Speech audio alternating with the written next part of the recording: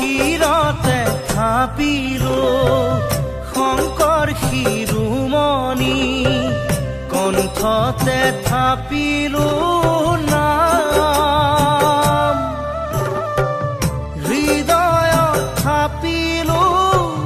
দুয়োজনা গুৰু,